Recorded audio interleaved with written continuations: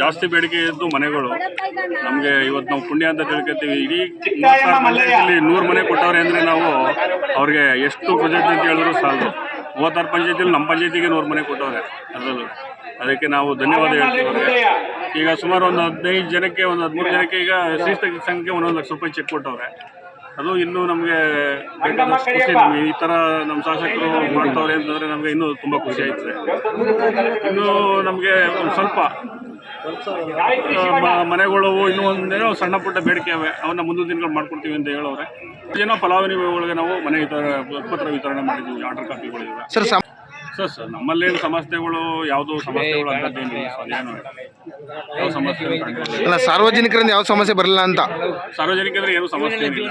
ನಮ್ಮ ಮನೆಗಳು ಬೇಡಿಕೆ ಅವೆ, ಆ ಬೇಡಿಕೆನ ಮುಂದಿನ ಈಡೇರಿಸ್ತೀವಿ ಅಂತ ನಮ್ಮ ಶಾಸಕರು 100 ಜನಕ್ಕೆ ಆರ್ಡರ್ ಕಾಪಿ ಕೊಟ್ಟಿದ್ದೀವಿ ಸರ್. 100 ಜನಕ್ಕೆ ಆರ್ಡರ್ ಕಾಪಿ. ನೀವು ಅಧ್ಯಕ್ಷರಾಗಿ ಒಂದು ಒಳ್ಳೆಯ ಸಂಬಂಧ ಕಾರ್ಯಕ್ರಮ ಮಾಡ್ತಾ ಇದ್ದೀರಾ. ಈ ಸಮಸ್ತ ನಾಗರಿಕರಿಗೆ ಏನು ಹೇಳ್ತೀರಾ? ಒಂದು 100 ಮನೆ ಕೊಡ್ತಾ ಇದ್ದೀವಿ ಅಂದರೆ ನಾನು ಎಲ್ಲೋ ಒಂದು ಕಡೆಗೆ ನನಗೆ ತುಂಬ ಹೆಮ್ಮೆ ಆಗ್ತದೆ ಸರ್. ತಮ್ಮ ಹೆಸರು ಸರ್?